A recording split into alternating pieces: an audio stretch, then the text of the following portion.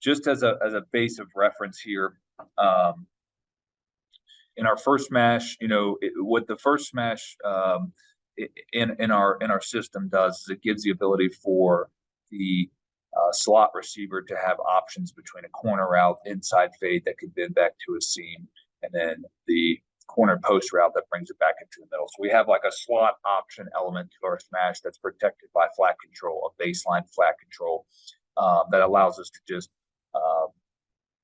pick on the coverage that's presented to us and then self-correct if they spin or react in a different manner than we're expecting. The other versions of it then allow us to have, if we were in a 2x2 set still, it gives us the flexibility with the type of flat control where we can get to it with the speed out. We can get to it with what we call zag. We can get to it with what we call a return route. And then we can get to it in some, vapor trail elements where we're still just working that speed out. So we have what it gives us is flexibility in the slot, flexibility on the perimeter, different stimuli for the vertical element of the concept, and then a different stimuli for the ways that we attack the flat. And all that is the reason we do that is because we know that we are a big believer and big proponent in the traditional and base variation of it. We're comfortable with the read. We're comfortable about being able to tag, concepts on the backside that progress to it. And then what we want to do is make sure we have different ways to not only get to those spots, but different ways that make defenses react so they can't just lean on the base variation, which can get matched out if that's the only version that you carry, if you are going to invest into this concept. So I think that all those things are important to understand before we kind of dive into this. And like I said, we call this the Goof concept. And so in this picture, you can kind of see what we're trying to do. And so basically, when teaching this, what we're trying to do is what the advantage is to it is we want to access the flat in the freest sense possible. And we always talk about stealing free flats. So when teams are lifting up and giving us that in our intermediate pass game, we want to take that until we can't. Then we're going to work vertical. If they 3-on-2 or over push to the front side of that concept, we'll get to the backside and then work from there. And again, it's reps after reps of different ways to do the same thing. So within this particular concept, essentially what you're going to do is your inside receiver or top man in a stack, all right, is going to work the vertical element of the smash just like we would in a base variation. Now, the day one way that we'll teach this is we'll teach our outside receiver to do a down motion to create a stack, become the number 2. Then on the snap, use the vertical as a vapor trail, go out, and then read how we want to access the flat. Okay.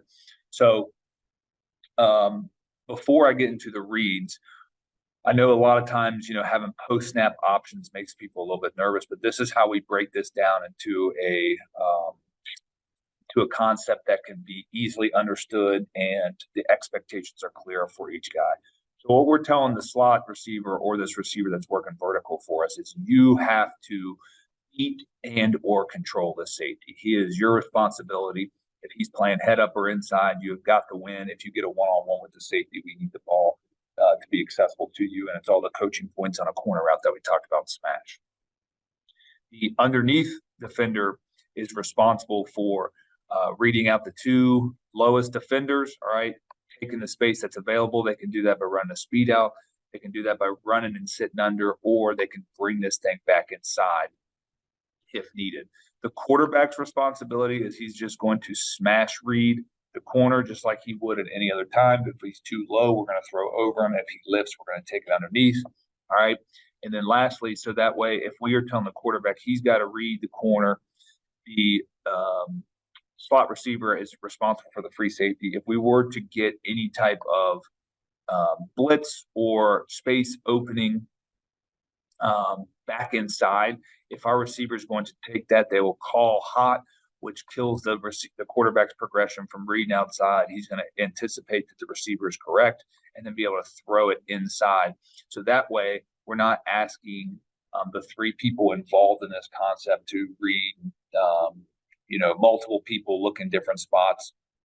There's a very concise approach to how we want to do this and what each player within this concept is responsible for. A couple details I'd say, because obviously the corner route's pretty controlled. The read is relatively controlled for the corner, but the read route underneath is where the money's made. So what we tell our guy is when we get down in here, oftentimes since we're not necessarily optioning one person, we're reading off of this zone triangle. Okay, so there's multiple people that can affect our decision. What we want to do is be tempoed within our release. We want to let this clear, all right, follow in behind it, all right, and then take the available space that is best presented to us. So if we get a corner to lift up, all right, what we're going to do off of that is we're just going to replace them, take the flat. If the corner's lifting, that should mean that they're going to try a 2-on-1 this vertical route, which means now our flat access should be there. If we have a corner who's going to play in this cover 2 range, all right, and what we tell our guys to look for is, do you have a low outside and looking flat player? Most likely the corner. If he's low outside and looking, what we want to do is then take and sit down immediately in the freest space possible. We don't want to run to him and guard ourselves. All right. And it's going to give us 2 options. If we don't get a heavy match from this will, we're able to fit this thing in there, catch it, penetrate the defense, and steal our 5 yards, maybe a little bit more.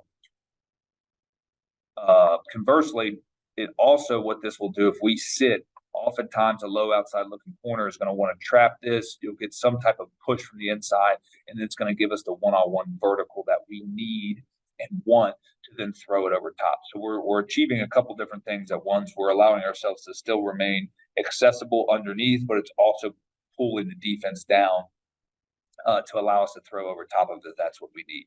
So that's the general idea. And again, similar to our smash concept, we will tag backside calls that will progress naturally into it. All right.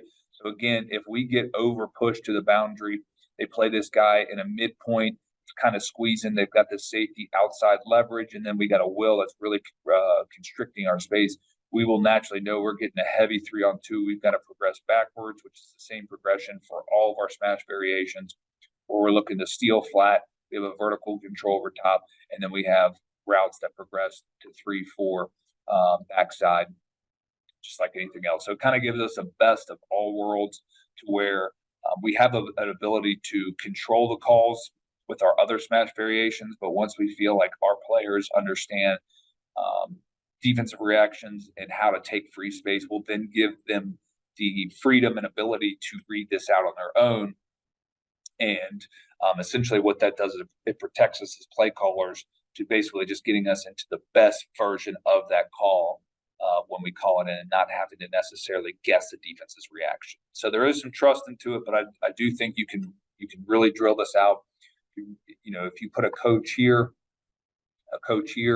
and a coach in the safety spot, all right, we drill this out. We'll just have a goof drill where we'll get our guys in, whether we're down motioning, lining up in a traditional reduced set, motioning across, however we want to get to it, and then just give them different reactions where we're going to lift, where we're going to play, a cover 2 reaction. We may exchange it out like a top hat type deal, because we're declaring it a stack. Quarters look, we'll give them all the base different reactions. We'll get a heavy push from the will.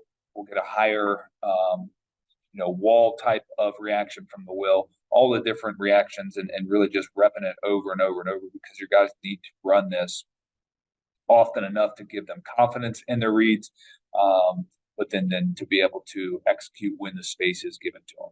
Lastly, before we get to the film, I would just say what we teach on all of our things where there are post-snap adjustments and reads is be decisive.